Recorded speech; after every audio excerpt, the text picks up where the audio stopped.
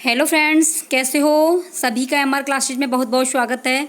जैसा कि फ्रेंड्स आपको पता है, रोज़ाना आपको 5 बजे जो है लाइव क्लास दी जाती है हिंदी की फ्रेंड्स। ठीक है, तो 5 बजे आप लोग लाइव आने की कोशिश किया करो और देखते हैं फ्रेंड्स कि पेपर में छपने वाले प्रश्न किस तरीके से आते हैं।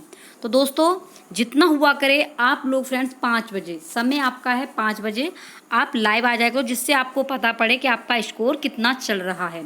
ये है फ्रेंड्स आपका हिंदी का। ठीक है, इसमें फ्रेंड्स आपको 31 से लेके 45 तक के क्वेश्चनों को हल करना है।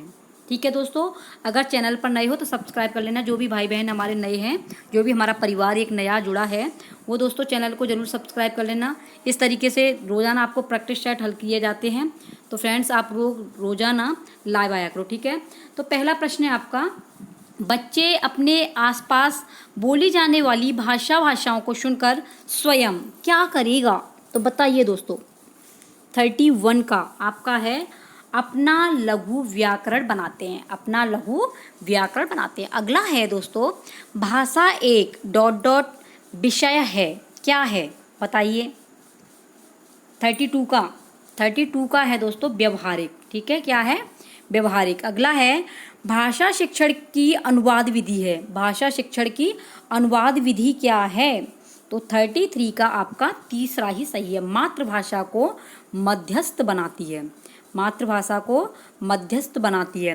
देखिए दोस्तों, अगर आपको यूपी टेट क्लियर करना है अच्छे नंबरों से, तो दोस्तों जो भी आपके पास में नोट्स रखे हुए हैं उनकी फ्रेंड्स तैयारी कीजिए। ठीक है, और ये प्रैक्टिस सेट, जितने भी आपके पास में प्रैक्टिस सेट हैं दोस्तों, उनकी प्रैक्टिस कीजिए, जिससे आपका पता पड़ जाए कि कौन से चैप्टर में से कितने क्वेश्चन आए हैं। जैसे कि फ्रेंड्स आपका हिंदी है, तो इसमें फ्रेंड्स आपकी संधि वेरी वेरी इंपॉर्टेंट है। संधि को आप पढ़ लीजिए। समास वेरी वेरी इंपॉर्टेंट है दोस्तों, आते हैं ये। ठीक है, उपसर्ग ये भी आपके आते हैं।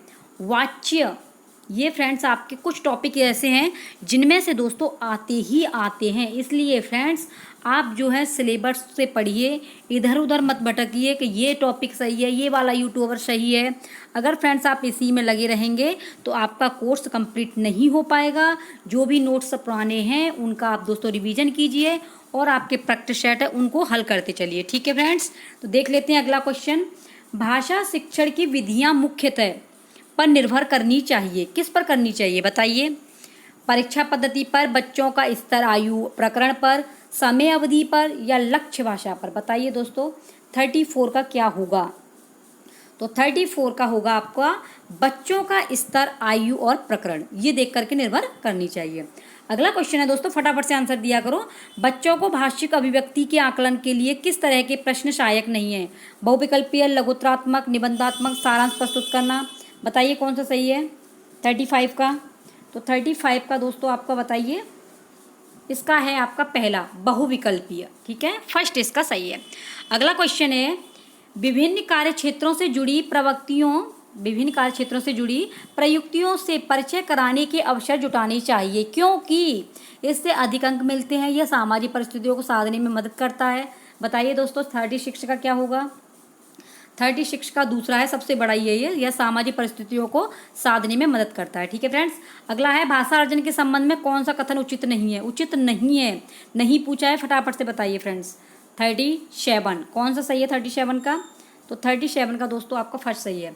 भाषा के नियम सीखे जाते हैं, ये सीखे नहीं जाते हैं दोस्तों, भाषा जो है स्वतः आ जाती है। ठीक है, अगला है, इसमें नहीं पूछा है, कथन नहीं है, तो भाषा के नियम सीखे जाते हैं। 37 का आपका पहला ही बिल्कुल सही है। अगला है 38 है, निम्नलिखित में से कौन सी पाठन वाचन संबंधित त्रुटि नहीं है? अशुद्ध उच्चारण, अटक अटक कर पढ़ना, तो ये तो सब है। त्रुटि नहीं है तो वाचन में ठीक गति, वाचन में सम्यक गति, सम्यक मतलब होता है दोस्तों ठीक। अगला है, निम्नलिखित में से कौन सा हिंदी भाषा के पाठ्यक्रम का एक दोष हो सकता है? दोष पूछा है दोस्तों, तो इसका कौन सा है? तीसरा, पाठ्यक्रम में साहित्यिक क्रियाओं का उचित स्थान नहीं होना। पाठ्यक्रम में साहित्यिक क्रियाओं का उचित स्थान नहीं होना, यही आपका तीसरा सही है। अगला देख लेते हैं फ्रेंड्स, सस्वर वाचन में निम्नलिखित में से किस पर सबसे कम ध्यान दिया जाना चाहिए? सबसे कम ध्यान देना चाहिए, तो 40 में का बताइए। स्थानीय बोलियों का प्रभाव, स्थानीय बोलियों का प्रभाव, इस पर दोस्तों कम ध्यान देना चाहिए क्योंकि स्थान की बोलियां तो बदलती रहती हैं। ठीक है, अगला क्वेश्चन है, निम्नलिखित में से कौन सा श्रवण कौशल शिक्षण का उद्देश्य नहीं है? उद्देश्य नहीं पूछा है दोस्तों, बताइए 41 का फटाफट से। तो 41 का है आपका 2, पूरी बात को सुनना, न कि वक्ता के कथन के सारांश को समझना, यही आपका नहीं है उद्देश्य। अगला है, निम्न में से कौन सा केंद्रीय माध्यमिक शिक्षा बोर्ड के फॉर्मेटिव मूल्यांकन के लिए सुझाव नहीं है? बताइए 42 का। तो 42 का है आपका तीसरा, अधिक आवृत्ति से परीक्षण करना। ठीक है, अगला है, हिंदी भाषा में मूल्यांकन के सचिव अभिलेखों में होना चाहिए। तो क्या होना चाहिए दोस्तों? 43 का है आपका तीसरा, विद्यार्थियों की रुचियों, अभिक्षमता और सामाजिक समायोजन के प्रगतिशील विकास का रिकॉर्ड। देखिए दोस्तों 30 क्वेश्चन है, ठीक है, और 30 क्वेश्चनों में आप लोग परेशान मत हुआ करो, आप अपना स्कोर बताया करो, अपनी तैयारी करेंगे बेहतरीन तरीक़ा से तो दोस्तों 30 में से 30 नंबर लेकर के आएंगे, कोई नहीं रोक सकता है। तो आप लोग जो है आंसर जरूर दिया करो, ठीक है फ्रेंड्स, बोर मत हुआ करो। अगला क्वेश्चन है, बहुसांस्कृतिक पृष्ठभूमि वाली कक्षा में भाषा शिक्षक को क्या करना चाहिए? बताइए 44 का। तो 44 का दोस्तों आपका है, परस्पर बातचीत करने के अधिकाधिक अवसर देना। तो ये होना चाहिए आपके कक्षा में भाषा शिक्षक को कार्य। ठीक है, अगला दोस्तों, भाषा आकलन में कौन सा तत्व सर्वाधिक महत्वपूर्ण है? विविध अर्थ वाले प्रश्न पूछना, श्रुतलेख, सुलेख, भाषी संरचनाओं पर आधारित प्रश्न। बताइए 45 का कौन सा सही है फ्रेंड्स? इसका आपका विविध अर्थ वाले प्रश्न पूछना। अब देख लीजिए दोस्तों, ये है आपका गद्यांश। ठीक है, और गद्यांश में फ्रेंड्स आपके 46 से 51 क्वेश्चन पूछे हैं। तो जब दोस्तों आपका गद्यांश पद्यांश आते हैं तो इसमें 15 क्वेश्चन कम से कम आते हैं। ठीक है, और 15 क्वेश्चन आप आराम से इसमें से कर सकते हैं अगर आप थोड़ी बहुत ही लॉजिक लगाएंगे, क्योंकि नकल करनी होती है दोस्तों। तो सबसे पहले आपको ये नहीं पढ़ना है, सबसे पहले आपको क्वेश्चन देखने हैं अपने। ठीक है, सबसे पहला क्वेश्चन है, स्वतंत्रता प्राप्त करने के अनूठे मार्ग के रूप में निम्नलिखित में से किसकी चर्चा नहीं की गई है? तो नहीं की गई है तो ये आपको देखना है, तो किसमें से क्या सही होगा बताइए। तो सबसे पहले दोस्तों आपको अब ये क्वेश्चन देख लिया, अब आपको ये पढ़ना है। तो अब आपको पढ़ना होगा ये, तो इसमें दिया गया, यदि आप राष्ट्र के चुनिंदा व्यक्ति हैं जो सर्वोत्कृष्ट शिक्षा से उत्पन्न है, अपने निजी आराम और स्वार्थपूर्ण प्रयोजन के कारण अपने स्वयं के लिए तथा अपने राष्ट्र के लिए और बड़ी स्वतंत्रता हासिल करने के लिए। तो दोस्तों इसमें जो बात करी गई है वो देश प्रेम के बारे में नहीं है। देखो ये आ गया क्वेश्चन, पूरा पढ़ना पड़ेगा तो समय ज़्यादा जाएगा दोस्तों, आप लोग आसानी से इसे पढ़ सकते हैं और आराम से इसका आंसर दे सकते हैं। तो वह देश प्रेम में नहीं है, यही इसका आंसर है, देश प्रेम। निम्नलिखित में से किसकी चर्चा नहीं की गई है? तो इसका थर्ड बिल्कुल सही है 46 में का। ठीक है दोस्तों, अगला क्वेश्चन है, प्रस्तुत गद्यांश में किस संघर्ष की चर्चा की गई है? तो किस संघर्ष की चर्चा की गई है बताइए 47 का। तो 47 में मैं दोस्तों देख सकते हैं, इसमें आप आराम से, इसमें जो है देखो, एकजुट नहीं कर पा रहे हैं हम जो मित्र, आपका झूठा गुणगान, ये सभी आपको पढ़ना होगा। तो इसमें जो है किसकी स्वतंत्रता के लिए संघर्ष, इसमें दोस्तों कौन सा है, इसमें प्रस्तुत मतलब चर्चा किस चीज़ की गई है ये कहा गया है। तो आप इसमें देखेंगे तो इसमें कहा गया है हिस्सेदारी प्राप्त करने के लिए एकजुट संघर्ष नहीं कर पा रहे हैं। ठीक है, तो इसमें जो पूरा पढ़ेंगे, आपके मित्र हैं झूठा गुणगान सच कर रहे हैं, लाड बीटन, ये सब कुछ। तो इसमें दोस्तों जो सबसे ज़्यादा की गई है वो आपकी चर्चा की गई है स्वतंत्रता के लिए संघर्ष। किसके लिए? स्वतंत्रता के लिए संघर्ष। इसमें जो है इसका आंसर जो बनेगा, अगर आप इसे पूरे को पढ़ेंगे तो दोस्तों आपको बिल्कुल समझ में आसानी से आ जाएगा, क्योंकि इसमें ही आपके क्वेश्चनों के आंसर हैं और ये आपको पहले क्वेश्चन पढ़ने हैं और क्वेश्चन पढ़ने के बाद में आपको इसके आंसर मिल जाएंगे। जैसे कि इसमें पूछा है ना, तो इसमें दिया गया, देखो ये रहा, स्वतंत्रता हासिल करने के लिए एक बेहतर निष्पक्ष शासन के लिए। तो इसमें जो गद्यांश में संघर्ष की चर्चा की गई है वो आपकी फर्स्ट बिल्कुल सही है। ठीक है फ्रेंड्स, अगला क्वेश्चन है ये, देखो साफ नहीं दिख रहा है, थोड़ा सा देख लेना। अपरिहार्य, ये क्या लिखा हुआ है? अपरिहार्य। तो अपरिहार्य का तात्पर्य यानी अर्थ पूछा है। तो दोस्तों इसमें जाने की जरूरत नहीं है आपको पैराग्राफ में, इसमें बताना है आपको कि अपरिहार्य का अर्थ क्या है। तो 48 का बताइए फटाफट से, अत्याज्य है या निराधार है या क्या है? बताइए 48 का। तो 48 का दोस्तों अत्याज्य, यानी कि इसका फर्स्ट सही है। अगला है, प्रस्तुत गद्यांश में किसको शासक एवं कर्ता धर्ता बताया गया है? तो देखिए अब इसमें जाना है हमें ऊपर, किसको कर्ता धर्ता बताया गया है? तो ये बताया गया है दोस्तों ये रहा अंग्रेजों को, ठीक है, यहाँ पे देख लिया। तो ये इसमें जो आंसर आएगा वो आएगा आपको अंग्रेजों को करता धरता बताया गया था। 49 का कौन सा सही है? आपका 2, ठीक है। अगला है किसको संबोधित कर प्रस्तुत गद्यांश को लिखा गया है? तो किसको लिखा गया है संबोधित करके? तो ये लिखा गया है दोस्तों भारतीय जनता को, ठीक है। किसको लिखा गया है? भारतीय जनता को। इसके अंदर से देखेंगे तो आपको साफ नजर आ जाएगा, ठीक है, इसके अंदर से ही दिया गया है ये। अगला क्वेश्चन है, ये देखने की जरूरत नहीं है क्योंकि ये आपकी संधि है। अभी मैंने बताया था संधियों को दोस्तों बिल्कुल समझ लेना, संधि आपकी आती ही आती हैं। कुछ चीज़ ऐसी हैं जो आती हैं जो पहले से ही पता है कि ये आनी है। सर्वोत्कृष्ट का संधि विच्छेद क्या है? तो 51 का बताइए फटाफट से। इसका है दोस्तों सर्व प्लस उत्कृष्ट, ठीक है, तो इसका तीसरा सही है। अगला देखिए, ये भी गद्यांश आ गया। ये दिया है 52 से 60 तक। तो आराम से दोस्तों आप 15 में से 15 नंबर तो यही लेके आ जाएंगे, इसी में से देखेंगे तो। बाकी का जो है वो आपके जो है ये आया समझ वाले क्वेश्चन आए हैं, कुछ ज़्यादा कठिन भी नहीं आए हैं। तो आराम से दोस्तों आप 30 नंबर लेके आ सकते हो अगर आप मेहनत करेंगे तो। अब देखिए, आपको ये तो पढ़ना ही नहीं है। सबसे पहले आपको क्वेश्चन पढ़ना है। अब देखिए, गांधी जी ने किस बात की पूरी सजा भुगतने की बात की है? पूरी सजा भुगतने की बात की है तो किसकी की है? तो 52 का बताइए आप।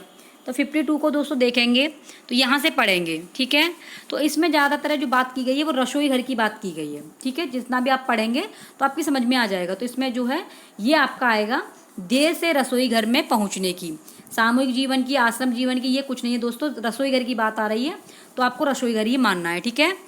अगला क्वेश्चन है दोस्तों, सामूहिक जीवन बिताने के लिए सबसे महत्वपूर्ण क्या है? तो बताइए 53 का क्या होगा? इसमें जो है आपको देखना पड़ेगा कि सामूहिक जीवन बिताने के लिए सबसे महत्वपूर्ण। तो देखिए, सामूहिक तो देखने की जरूरत भी नहीं है, समूह के लिए बनाए गए नियमों का पालन करना। इसी से दोस्तों आपका जो है आंसर बैठ जाएगा। सब समान स्तर के हों, समान विचारधारा के हों, ऐसा हो ही नहीं सकता है। समूह के सदस्यों की आपसी प्रतिस्पर्धा, तो देखो ये तो बिल्कुल ही रोंग जा रहा है। महत्वपूर्ण पालन आपका यही है, ठीक है। तो इसका जो है फर्स्ट सही है। अगला है, कानून के सामने तो सब बराबर होते हैं न, गांधी जी का यह कथन इस ओर संकेत करता है। तो बताइए 54 का। तो 54 का दोस्तों तीसरा है, गांधी जी पूरी ईमानदारी से नियमों का पालन करने में विश्वास रखते थे। यहाँ पर आप देखेंगे तो आपको जो है इसी में से फ्रेंड्स आपको आंसर मिल जाएगा, ठीक है। तो गांधी जी विश्वास रखते थे, यहाँ पर देखिए ये सब कुछ लिख रहा है, ये गांधी जी के बारे में है। तो इसका आंसर कौन सा आ जाएगा? सही बिल्कुल तीसरा इसका सही है। गांधी जी पूरी ईमानदारी से नियमों का पालन करने में विश्वास रखते थे। अगला है, दूसरी घंटी के बाद रसोई घर का दरवाजा क्यों बंद कर दिया जाता था? बताइए 55 का। तो 55 का दोस्तों आपका है वो है आपका 1, ताकि लोग समय से भोजन करें और नियम का पालन भी। ताकि दूसरी घंटी, देखिए ये लिखा हुआ है, भोजन के समय 2 बार घंटी बजती थी। जो दूसरी घंटी बजने तक भोजनालय में नहीं पहुंच पाता था तो उसे दूसरी पंक्ति के लिए बरामदे में इंतजार करना पड़ता था। तो ये आ गया, रसोई घर बंद कर दिया जाता था। तो समझ में आ गया होगा दोस्तों ये बंद क्यों कर दिया जाता था दूसरी घंटी के बाद में। तो 55 का क्या बताया था बताइए फटाफट से? ताकि लोग समय से भोजन करें और नियम का पालन भी, ठीक है।